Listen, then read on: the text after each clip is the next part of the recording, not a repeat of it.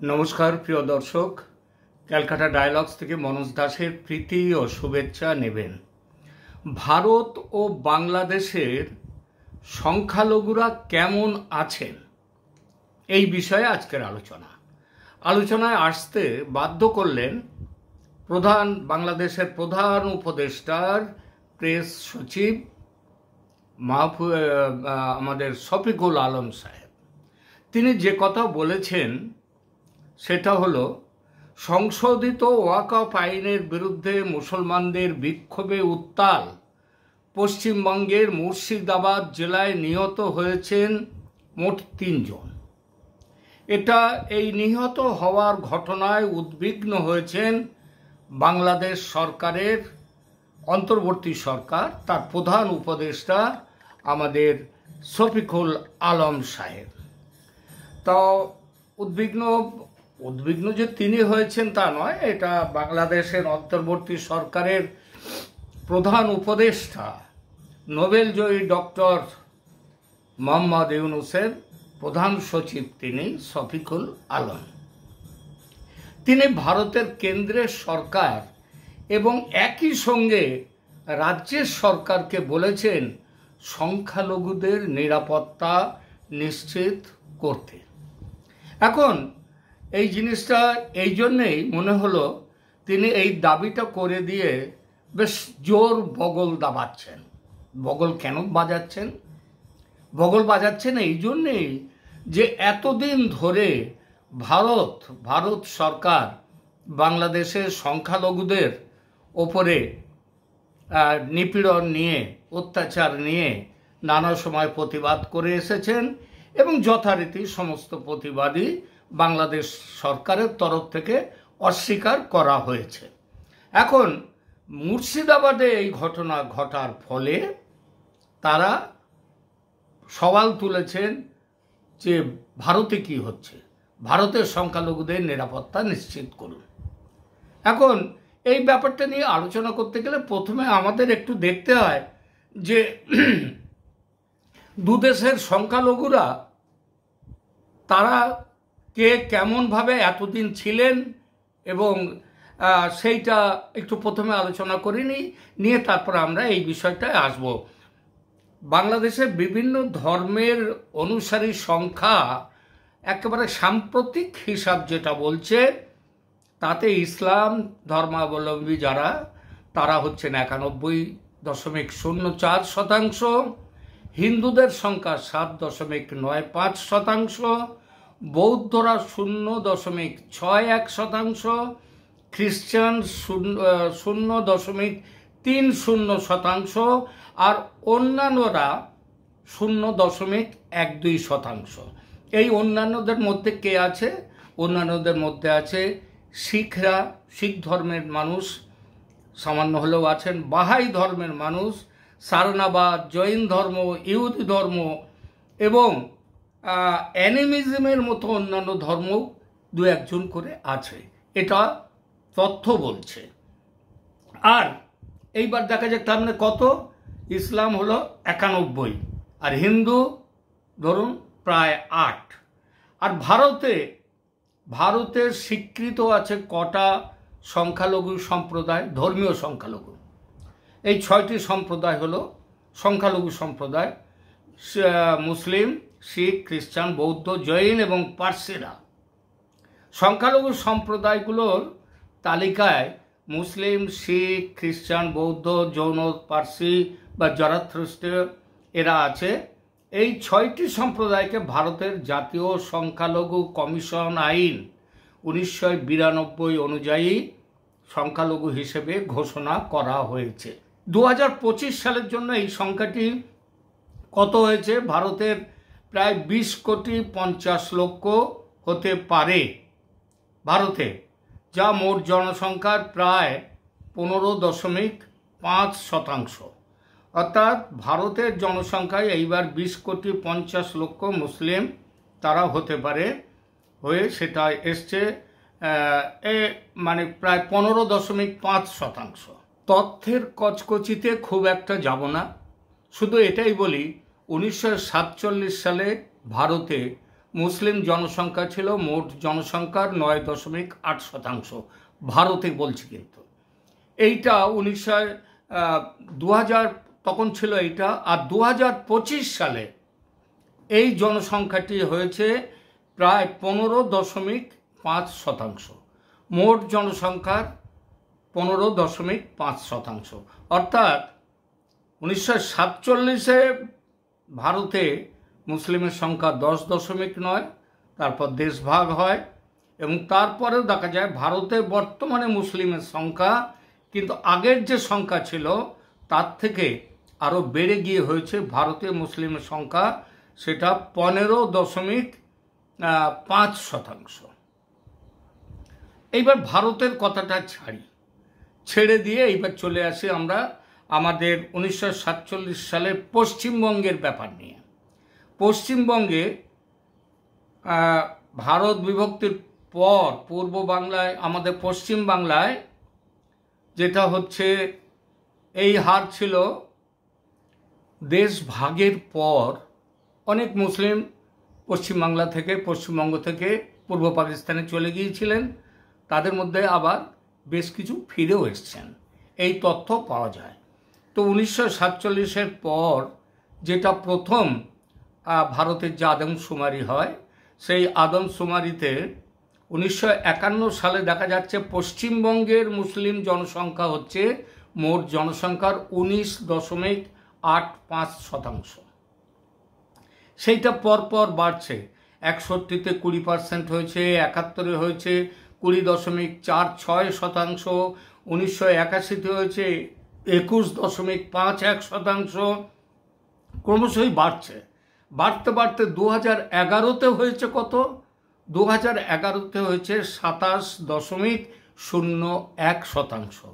আর 2021-এর আদমশুমারির রেজাল্টটা বেরোলে, যেটা অসমর্থিত সূত্রে বেসরকারিভাবে যেটা জানা যাচ্ছে, এটা প্রায় হয়ে যাবে প্রায় 34%-এর কাছাকাছি চলে যেতে পারে। অর্থাৎ পশ্চিমবঙ্গে মুসলিম জনসংখ্যা কিন্তু কমেনি, সেটা বেড়েই চলেছে সমানে। আর যদি এটা ধরে নেওয়া যায় যে এই বেড়েছে কিসের জন্যে, এখানে যদি খুব ভালো ব্যবহার না পেত, কিংবা থাকার জন্য তাদের যদি ভবিষ্যৎ অনিশ্চিত হতো, তাদের যদি সিকিউরিটি না থাকতো, তাহলে নিশ্চয়ই এটা বাড়তো না, এটা ক্রমশই কমতো। যেমন কমেছে বাংলাদেশে, কিংবা তার আগের জমানা পূর্ব পাকিস্তানে। আমরা সেই পূর্ব পাকিস্তানের হিসাবটা একটু এইবার দেখি। আচ্ছা, বাংলাদেশে 1947 সাল, এখনকার বাংলাদেশ, তখনকার পূর্ব পাকিস্তান, তাতে ছিল 30% হিন্দু ছিল বাংলাদেশে। মোট জনসংখ্যার 100 ধরলে তার 30 জন হচ্ছে হিন্দু। এরপর বিভিন্ন কারণে জনসংখ্যা কমে যায়। সেই কারণগুলো 1952 সালে এই হার কত হয়েছিল, আর কমে এসে হলো 25। 1971-এ কমে এসে কত হলো, প্রায় 20। এবং বর্তমানে সেটা 71-এ হচ্ছে বাংলাদেশের জন্ম। ভাবা গিয়েছিল পাকিস্তান আমলে খুব অত্যাচার, সুতরাং এখানে হিন্দুরা কমে যাচ্ছে, সব পালাচ্ছে ভারতে। কিন্তু আদতে তা নয়। কারণ দেখা গেল যে 1971 সালের স্বাধীনতার পর পাকিস্তান নয়, বাংলাদেশে হিন্দুদের জনসংখ্যা কমতে থাকলো, ক্রমশ কমতে কমতে এখন কোথায় এসছে, 7.95 জন। আচ্ছা, ধরে নিলাম 8 জন। এখন যেটা ছিল 1971-এ ছিল 100 জনের মধ্যে প্রায় 20 জন ছিল হিন্দু, সেটা বাড়েনি, সেটা ক্রমশ কমে 8%-এরও নিচে নেমে এসছে। তাহলে এইবার বলা যায় কি, এইবার বলা যায় যে তাহলে পশ্চিমবঙ্গে মুসলিম জনসংখ্যার সংখ্যালঘুরা তারা ক্রমশই বাড়ছে, কারণ এখানে তাদের নিরাপত্তা নিশ্চিত আছে, সেই জন্যেই। আর বাংলাদেশে হিন্দুর সংখ্যা ক্রমশ কমেছে কেন? কারণ তাদের সংখ্যা, তাদের নিরাপত্তা নিশ্চিত নয়। এটা নিশ্চয়ই মানতে কারোর অসুবিধা হবার কথা নয়, যদি না তারা আবার অন্য দিক দিয়ে নিজেদেরকে বাঁচাবার চেষ্টা করে যে না, আমাদের এখানে এই ধরনের কিছু হয় না, মানুষ এমনি এমনি তার দেশ ভিটে ছেড়ে চলে এসছে, তাই না? তো এইবার আমরা যাই, এগুলো তো সংখ্যাতত্ত্ব বাদ দিয়ে এবার অন্য কিছু ব্যাপারের মধ্যে যাই। আমরা সংখ্যাতত্ত্বই থাকছি না, এবার সংখ্যাতত্ত্ব ছেড়ে আমাদের জীবনচর্যা, ধর্মীয় স্বাধীনতা রক্ষা, ধর্মীয় ব্যাপার রক্ষা, এইসবগুলো নিয়ে আমরা আলোচনায় আসি।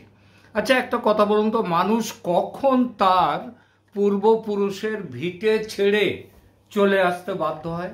কখন বাধ্য হয়? সেটা বাধ্য হয় অন্য দেশে চলে যেতে। সেগুলো এবার দেখি একটা, তাহলে আমরা বুঝতে পারবো যে বাংলাদেশের সংখ্যালঘুরা কত ভালো আছে আর ভারতের সংখ্যালঘুরা কত খারাপ আছে। তাহলে আমরা বুঝতে পারবো ওই আলোচনাটা দেখে। দেখি এখন এগুলো দেখলেই বোঝা যাবে যে সংখ্যালঘুদের নিরাপত্তা ভারতে ও বিশেষ করে পশ্চিমবঙ্গে কেমন আছে এবং প্রতি তুলনায় বাংলাদেশেই বা কেমন আছে। প্রথমে বলি একেবারে যেটা অত্যন্ত নক্কারজনক ঘটনা, নক্কারজনক বিষয় যেটা, সেইটা নিয়ে প্রথমে বলি।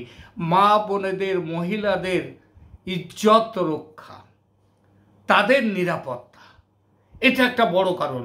আমি আমার অনেক পরিচিত লোকজন যারা বাংলাদেশ থেকে চলে এসছেন, আমি আমার একটা ছোট্ট ঘটনা বলি, এটা আজকের নয়, এটা পূর্ব পাকিস্তানের সময় আমি শুনেছি, আমার বাপ ঠাকুরদার কাছে শুনেছি যে হঠাৎ সেদিন মানে তাদের মেয়েদের ওপরে, তারা কোনোদিন ভাবতে পারেনি, মেয়েরা স্নান করছিল পুকুরে, তাদের চারদিক দিয়ে দেখা গেল অনেক পুরুষরা, তারা মুসলিম পুরুষ, তারা এসে টিটকিরি দেওয়া শুরু করেছে তাদের শরীরের গঠন নিয়ে, তাদের রং নিয়ে, তাদের চেহারা, এইসব ব্যাপারগুলো নিয়ে। এবং তারা তখনই, সে বাড়ির পুরুষরা তারপরে সব ছেড়ে ছুড়ে দিয়ে ভারতে চলে আসতে বাধ্য হয়েছিলেন, নইলে বাড়ির মেয়েদের সম্ভ্রম রক্ষা করা যাবে না। আচ্ছা, একটা বলুন তো, বুঝতেই পারছেন যে আমি তাহলে কোন ব্যাপারটা, হ্যাঁ, সম্ভ্রম রক্ষা বাড়ির মহিলাদের, সংখ্যালঘু পরিবারের মহিলাদের, হিন্দু পরিবারের মহিলাদের। সারা ভারতে একটি মুসলিম মেয়ে সংখ্যাগুরু সম্প্রদায়ের দ্বারা ধর্ষিতা হয়েছে, এমন উদাহরণ একটা দিতে পারবেন? একটা পারবেন না। আর পূর্ব পাকিস্তানে, বাংলাদেশে কি হয়েছে ভাবুন, বাংলাদেশে বর্তমানে কি হচ্ছে ভাবুন। চাইলে একটা নয়, 1000 উদাহরণ দিয়ে দিতে পারি। আর পশ্চিমবঙ্গ, এখানে তো আবার উল্টো ব্যাপার, এখানে সংখ্যাগুরুরাই নির্যাতিত, সংখ্যালঘুরা তারা নির্যাতন করে পশ্চিমবাংলায়। হ্যাঁ, এটা খুব দায়িত্ব নিয়ে বলছি, খবরাখবর নিয়ে দেখবেন। এখানে এমন অজস্র উদাহরণ পাবেন যে সংখ্যাগুরু পরিবারের মেয়েরা তাদেরকে তুলে নিয়ে গেছে, কিংবা তারা এখানে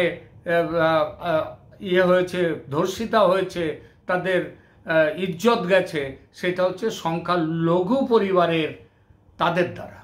এটা পশ্চিমবঙ্গের, বর্তমান পশ্চিমবঙ্গের ইতিহাস এটা। দ্বিতীয়ত ধরুন সংখ্যালঘু সম্পত্তির অধিকার, সংখ্যালঘুদের সম্পত্তির অধিকার। আচ্ছা, বাংলাদেশে একজন হিন্দু তার জমি জমা বিক্রি করতে চাইলে পারবেন সহজে সেটা বিক্রি করতে? আমার মনে হয়, আমি যতটা জানি সেটা নয়, পারবেন না।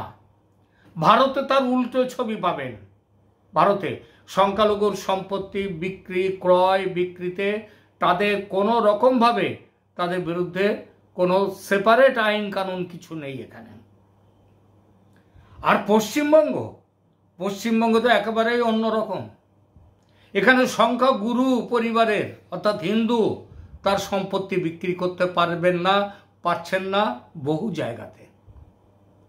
আমি জানি একেবারে আমাদের বাংলাদেশের লাগোয়া ইছামতির কাছে পারেই, ওপারেই বাংলাদেশ আর এপারে হচ্ছে ভারত, এইরকম একটি জায়গা, খুব বিখ্যাত জায়গা, পুরনো জায়গা।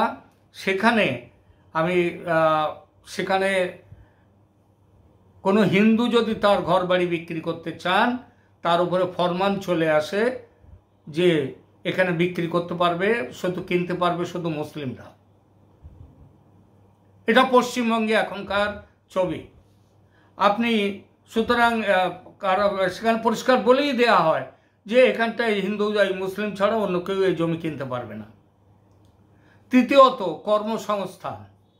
যে গুজরাটের দাঙ্গা নিয়ে এত কথা বলা হয়, গুজরাটে নাকি মুসলমানরা খুব খারাপ, একেবারে উল্টো ব্যাপার। সেখানকার মুসলমানরা সবচেয়ে ভালো তাদের কর্মসংস্থানের দিকে, তাদের আর্থিক অবস্থার দিকে। এটা আমার কথা নয়, সাচার কমিশনের কথা।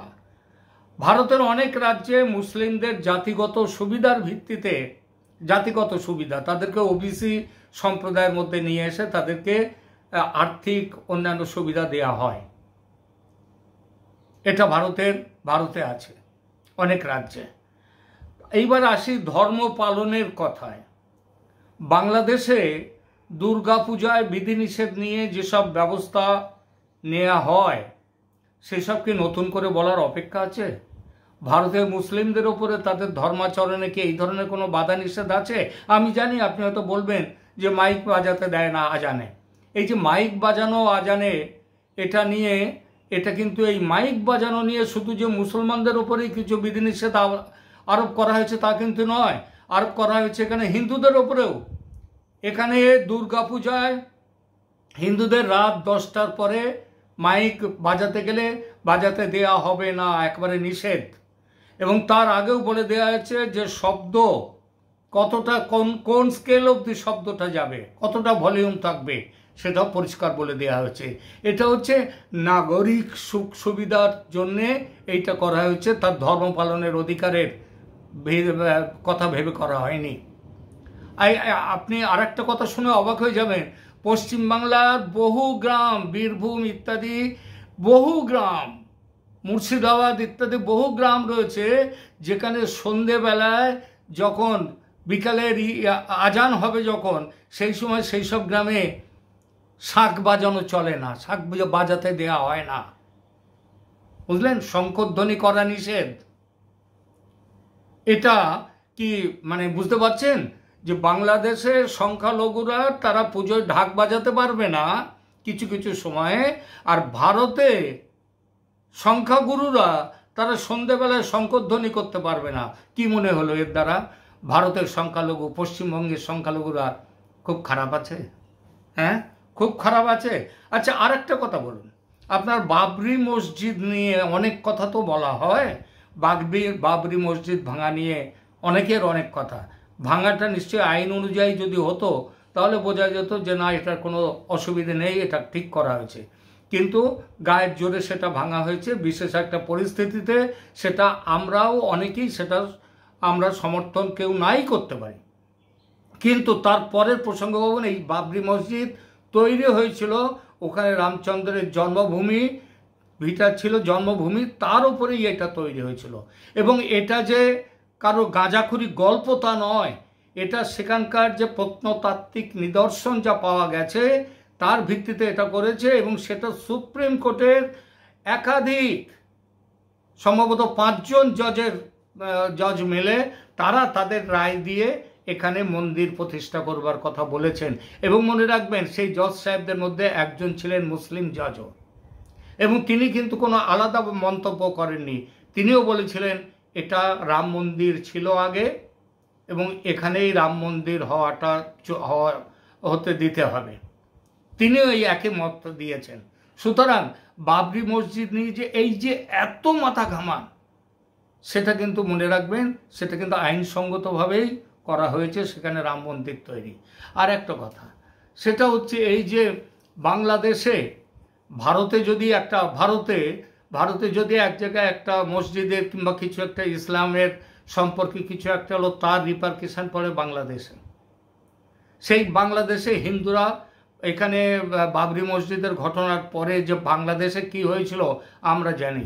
কিন্তু ঢাকেশ্বরী মন্দিরে, ঢাকার এবং আরও বহু মন্দিরে যখন ভাঙা হয়েছে, তার উপরে তার সেই সবগুলো আপনি, তার প্রতিবাদে ভারতে কোনো জায়গায় একটা মসজিদের উপর কোথাও আক্রমণ হয়েছে? একটা মুসলমানের উপরে কোথাও আক্রমণ হয়েছে ভারতে? হয়নি। তার কারণ এখানে সংখ্যালঘুদের জন্য অনেক বড় দায়িত্ব নিয়ে ব্যবস্থা, তাদেরকে নিরাপত্তা দেয়া হয়। আর ভারতের মানুষ, তারা সরকারের কথা বলছি না, ভারতের মানুষও সাধারণভাবে ধর্ম নিরপেক্ষতার আদর্শেই কিন্তু বিশ্বাস রাখে। এই তারা, আপনারা বলবেন যে হ্যাঁ ওরা তো হিন্দু হয়ে এইসব করেছে। হিন্দু হওয়া আর ধর্মহীন হওয়া, ধর্মনিরপেক্ষ হওয়া, এই দুটো এক জিনিস নয়। ধর্ম নিরপেক্ষতা মানে ধর্মহীনতা নয়। সুতরাং যিনি শফিকুল আলম সাহেব, আপনি যে এই যে এত কি বলবো ব্যাকুল হয়ে উঠলেন পশ্চিমবাংলা এবং ভারতের সংখ্যালঘুদের জন্যে, এটা হচ্ছে আপনার, এটা এক ধরনের কি বলবো শয়তানি মন। আপনি শুনলে আরও অবাক হবেন না, কারণ আপনি সব জেনে শুনেই এসব প্রসঙ্গগুলো তুলেছেন। যে কয়েকজনের মুর্শিদাবাদে হত্যার কথা বলছেন না, তাদের দুজন হচ্ছে কিন্তু